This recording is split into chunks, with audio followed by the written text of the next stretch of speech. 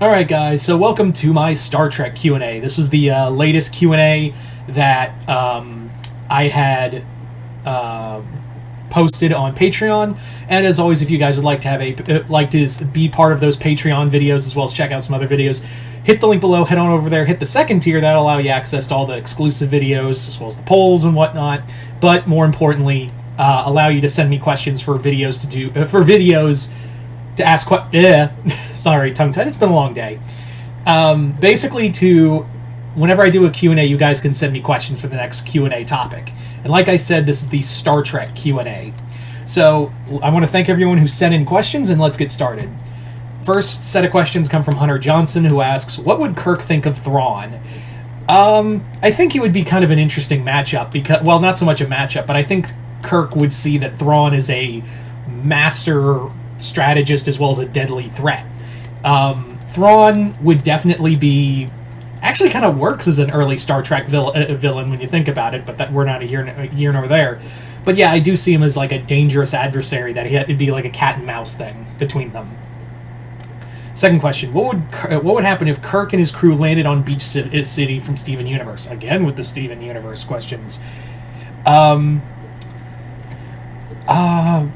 I would say like they'd be curious about it. I would say that they would be curious about the alien races, as well as I'm pretty sure Jim would try to bang some of the gems, just for scientific research, you see. Third question, what would a crossover between Star Trek and Sailor Moon look like? I hate getting asked questions right off the top of my head about crossovers ideas. I would say maybe have it that maybe involve Q. That's the best I got. Like Q brings the sailor. I don't know. I really don't know. I suck at those. Anyway, so thank you for those questions regardless, Hunter. Moving over to Christopher Rosa, who asks, are you interested in watching the Star Trek animated series Lower Decks and Star Trek Prodigy? I was watching Lower Decks, but I kind of fell out of it. Not because it was bad, it was just kind of like, it's not for me. I don't know, it's just like a comedy Star Trek show just wasn't working for me. I mean, there's some really good jokes, and these guys are clearly fans, and I did like the Lower Decks Strange New Worlds inner crossover. I really thought it was a really well-done episode, but yeah, I just couldn't get into it. Like, I like it. I'm glad it has a fan base. I'm glad Star Trek is branching out into other things. But, like, as it stands, I'm just kind of like, I'm glad it has a fan base, but I'm not one of it. As for Prodigy, I kind of like that. I enjoyed Prodigy, and I'm glad it's getting it's being put on Netflix. I don't know if it's, as of this recording, it's being saved by Netflix, but it is a really cool show. It really does have like this Firefly feel to it, and I like the fact that the crew are all aliens. I really like, because I've always been a proponent to, why can't we have more aliens aliens are always the supporting cast in Star Trek, but why don't we have more aliens as the main focus? So it is really cool to have aliens as the main focus of the series, as the main series. And it's cool to see some Janeway love, always cool to see that. Anyway, third question. Oh wait, that was your first question, sorry. Second question. Have you ever read any Star Trek novels, and if so, which ones are your favorite? I haven't read a lot of the Star Trek novels. The IDW comics, on the other hand, a lot. Which is funny because my dad just has tons and tons of Star Trek novels just lying around, and I just never bothered to pick them up. But for comics, I can tell you the Q Conflict, which I recently read. I've also been enjoying the new ongoing with Cisco. That's written by Colin Kelly and Jackson Lanning. Defiance, really good. That's by Christopher Cantwell, and it's like the sister book to the Star Trek book. I also like the Mirror War storyline, which was basically the Terran Empire, but it was TNG dealing with it. Thought that was really cool. So those are just a few. Oh, if you want to talk about novels, though, I just remembered. I have read one Star Trek novel, and it was a crossover with X-Men called Planet X. I'm not joking. It was an actual... it wasn't a comic. It was an actual, honest... Hang on, I'll show you. And just hang on. So professional here.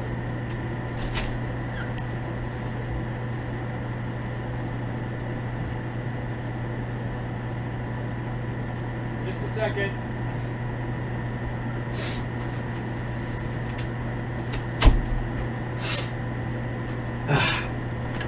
To prove this exists, yes, this happened, and we all let it happen. So, yeah, I've read this, and you know what the crazy thing is? It's a sequel. It is a sequel to a comic that I have not read. I do have the first Star Trek X-Men crossover. Yeah, there's three. There's three. I put up two. There's three. And, yeah. But that one I've read, and it's a sequel to a comic that's a sequel to the to First Contact. Yeah. Anyway, so think of that question. And your think of that question, Rosa. Moving on to your third question. Remember when you used to make videos of Disney cartoon characters in Star Wars universe? Which Disney characters would you use to fit in the Star Trek universe, and what roles would they have? Oh, okay. That's a good one. I'd like to do more Star Trek AU stories instead of Star Wars. I would say have,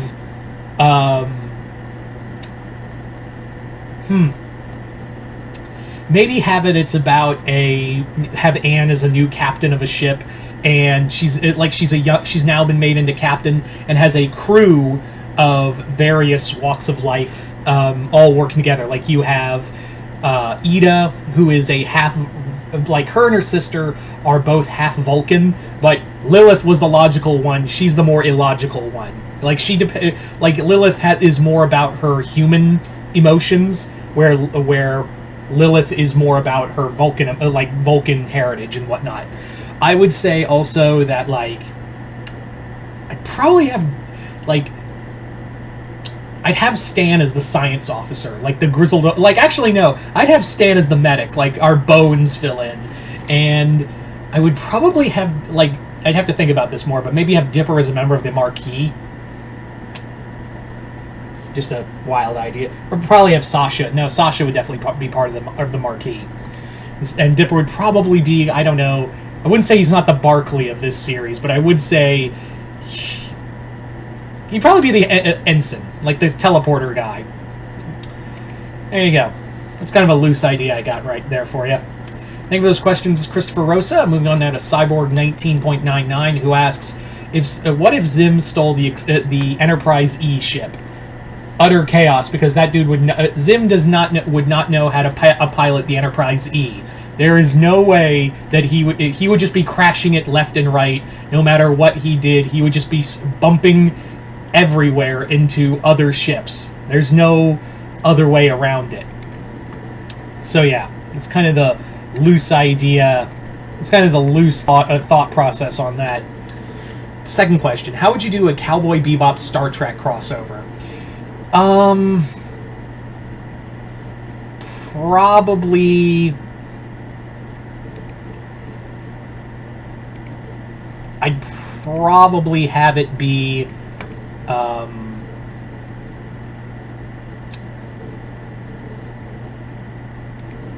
I think what I would do, because I had to give some thoughts on it.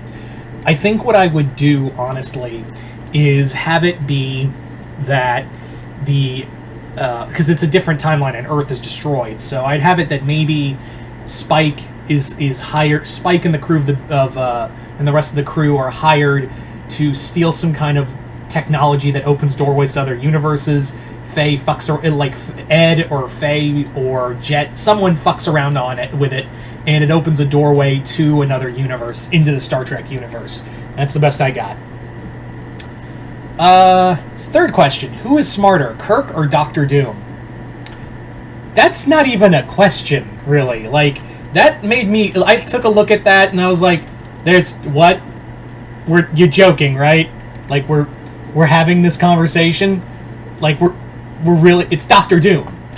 Kirk's smart and all, but, Doctor Doom has outsmarted gods.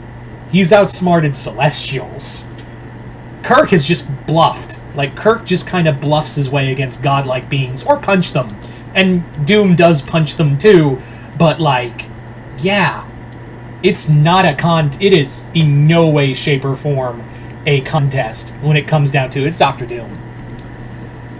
Thank you for those questions, Cyborg. Moving on now to Tom Hibbert, who asks, what would Data from TNG and Dorothy from Big O think of each other? I think they would both be curious, and, like, I think they would both have, like, a conversation about humanity, as well as, like, what does it all mean, and do we wish to be human? I think that's kind of the loose idea that would be the loose idea, and the loose idea for the conversation is that the two of them would want to, like they understand that humanity is flawed, and they understand that, like, they are higher beings, but at the same time, I really do feel like they would still be like, yeah, humanity's got its flaws, but we still like them. At least that's how I kind of see it. Second question. Did you enjoy DS9 episode The Visitor? If so, if why? That's alright. I do say that DS9 is probably my favorite Star Trek series, but The Visitor it's pretty good. It's alright. I will say it has the best Klingon... DS9 has the best Klingon episodes. Third question. If you had to create a original crew member, what would they be like, and what would their job be? Okay. Basically asking, like, if I could create a crew member, what would their, like, station be, and what would they be like? I would say have a Gorn officer. We've never had a Gorn in Starfleet. And yes, I know that canonically the Gorn were basically, like, neutral, like, hostile neutral towards the Federation. Like, you stay on your side, we'll stay on our side. But that looks like it's going to change in Strange New Worlds. I would say have a Gorn officer and have him be, like, head of security. And have it like he's like some Gorn left the hegemony, and he's like a Gorn prince, but he left because he was just like, my people are kind of assholes, and also I really want to, like, explore the galaxy. Also, if you've been hearing someone, like, yakking their lungs out, that's my dad. He's got a cold. I'm just in case anyone's wondering. If the mic's picking that up, I don't know. So, there you go. I would have a Gorn character. Moving on, thank you for those questions, Tom. Moving on now to Bill McLaughlin, who asks, who is your favorite Star Trek villain? You know, I've kind of bantied between a lot of them. As much as I like Q as a character, he does get overused. So do the Borg. I really like the Gorn. I really like them as characters, and I'm glad Strange New Worlds doing more with them. So I would definitely say, like, the Gorn are my favorite, because I just like the reptilian, barbarian designs of them. I have, I wish they would do more with them. And there's another question I saw from someone else, and that will allow me to explain more, but the Gorn. Second question. Which Enterprise captain would you like to serve under? Picard. I mean, is my life expectancy low, and I'm also, like, there's a chance I'm gonna get blinked out of existence by Q, or assimilated by the Borg, or killed by a crystalline entity? That's a lot of, yeah, that's probably might happen. But, you know, you have very little chance of getting redshirted with Picard than with Kirk, because if you go down with you go down to the planet, and you ain't a main character, you're dead. You are cannon fodder, my friend. You are cannon fodder. So I pick Picard. Third question. Would the Star Trek universe be able to survive an invasion from the Reapers from Mass Effect? I think it's possible if they can, you know, repel the Borg. I think they can honestly hold their own against the Reapers, though it'd probably be more of a grander scale with the Reapers. I really do feel like it would be a much grandiose battle with the Reapers than it would be with the Borg. But I do think so, yes. So thank you for those questions, Bill. Moving on now to Alistair Bondman, who asks, I don't know if you've watched much of Stargate SG-1, but I was wondering if you think between... Oh, no, I haven't watched a lot of Stargate, sorry, so I can't really answer that one, sorry. Second question: what if the Maker, Brother and Moons from Dead Space existed in Star Trek? Which ship would be unlucky enough to run into them, and which race is dumb enough to fall for their trap? I would say, I don't know about ship, but definitely for race, it'd probably be the Cardassians or the Ferengi. The Ferengi would look at the monolith and definitely be like, ooh, we could make a pretty penny off of this. Hey, why are you ripping your face off? That's how I kind of see it. So the Ferengi, and yeah, the marker would definitely bring a lot of madness. I would love to see how it would affect a Vulcan mind. That'd be curious. But thank you for that question, Alistair. Moving on to your third question, which is, since some people feel that they say the Borg as a big bad have been played out as a threat, same with, to a lesser extent, most of the Picard shows attempt to rip off the Reapers fell flat on its face. What kind of new alien race or big bad would you create? Okay, so that was the question you're asking. I would say that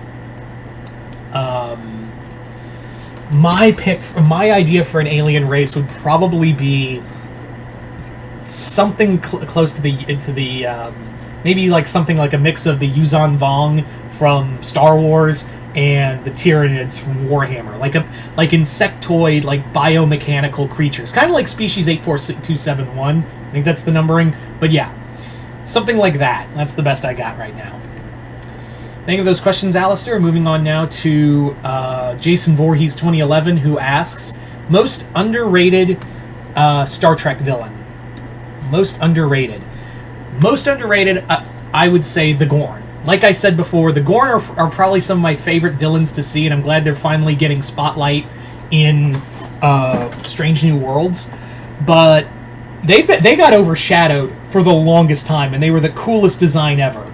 So they really got shafted for the most part. But honestly, I think that they're awesome, and I can't wait to see more of them. But honestly, they have been vastly underused and underrated. Second question. Favorite episode from the original series? Favorite episode? I would probably say the Trelane episode I really like. But if I was to say favorite episode, probably the Planet Killer episode. That one is a really cool one. It's also my dad's favorite episode. Close second would be the Gorn episode. And yes, I know, I just gushed about the Gorn twice already, and it's not my favorite episode, but still, it's a good episode. Anyway, so thank you for that question. Your third question is, what are your thoughts on Star Trek Enterprise? Hate it so much. I tried to give it a fair shake. I really did. I tried to give it multiple chances, multiple times, but it is so bad. It is garbage. The ending sucked. The ending to Star Trek Enterprise sucked, and the only saving grace was seeing Riker again. That was really only it. The Enterprise encountering the Borg long before anyone else, and they just don't talk about it. It's just blatant fan service or desperation to get people to like the show. Is there some good things in it? Yeah, there's some good things in it, but for the most part, I never want to watch Enterprise again. And that intro, that Faith of the Heart song, can fuck all the way off on Warp Factor 9 for all I fucking care. Anyway, thank you for those questions, Jason. Moving on now to David Deister, who asks, what are your feelings on the final season of Star Trek Discovery? Star Trek Discovery I've had an on-off thing with, but I do like that the show has brought back Star Trek to the forefront again. We're getting Star Trek shows, we've gotten a lot, and I'm curious to see how it ends. I'm shocked it's ending at season 5. I thought it would at least go to season 6 or 7, like TNG did. But everything's finite. So what can you do? Anyway, but it's gonna be interesting to see what they do next. So yeah. Second question: if Warner Brothers merged with Paramount, is Star Trek in danger of being canceled? Nope, because the merger didn't happen. Yep, The Paramount Warner Brothers merger did not happen, but Paramount is not out of the woods yet. I'll just talk about this real quick. Yeah, they're still suffering. They are still suffering in multiple departments, and it is pretty worrisome about what's going to happen to Paramount at some point. So, who knows? But no, the merger didn't happen, so Star Trek is safe for now. Anyway, moving on now to the second... Oh yeah, that was your second question. Third question, most overrated Star Trek villain. Q. Yeah, Q gets used a lot. I love Q as a character, but he gets used a lot, so do the Borg. Borg and the Q, those two are always used constantly, every fucking time. They are constantly used no matter what. So, there's my answer. Thank you for those questions, David. Moving on to Imagine 8, who asks, over the years, there have been countless shows that parodied Star Trek. What are some of your favorites? Galaxy Quest, which I'm glad I heard is getting a show. I'm very excited for that. And The Orville. Those two are perfect. Like, there's a lot of good parodies, but those two really stand on the shoulders of giants and make themselves bigger for it. Second question. What alien species, planets, and other shows and media could you see joining the Federation?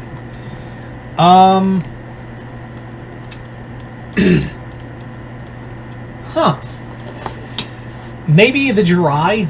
No, the Jirai don't. They would be too elitist to join. I'd say that same with the Shi'ar. Skrulls are too dangerous. So are the Kree. The Krogan, the Asari. I'd say literally anyone from literally 90% of the aliens from from Mass Effect can just join the Federation now. No questions asked. Yeah, the Turians, the Krogans, Asari, every one of them motherfuckers, they can go join the Federation, and it wouldn't be any different. Honestly, it would not be any different.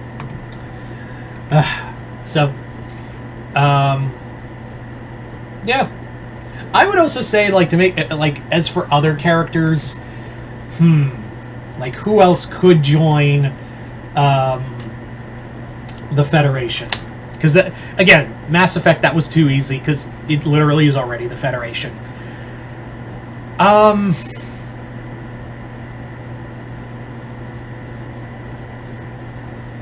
The Tau. Yeah, the Tau would be... The Tau and Eldari from 40K. They're the most they're close to being the only rational members of they're close to only being the most rational characters in fucking in 40K. So I'd say the Tau and the Eldari. Everyone else way too dangerous. And yeah. So there you go. Next up, and your final question is, how did you get into Star Trek? My dad. Was not even a question. It was my dad. The first time I watched a Star Trek episode, I think I had a cold or something, and I was staying home from school, and a old episode of TOS came on, and it was I can't remember the name of the episode, but it's a episode with a vampiric cloud that drained the blood out of people, and Kirk was all gung ho on killing it. I know that episode. I just can't think of the name right now. But yeah, the easy answer is my dad. So, and if you think I know Star Trek, he knows way more. Anyway, so there you go, guys. That is pretty much the Star Trek Q&A. I'd like to thank everyone who sent in questions, and like I said before, if you'd like to be part of the next Q&A, just hit the link below, head on over to my Patreon, hit the second tier. That'll allow you access to all the videos over there, as well as allow you to ask questions the next time I do another Q&A. But other than that, hope you all enjoyed this. I'm Mr. Multiverse. I'll see you next time in the Multiverse.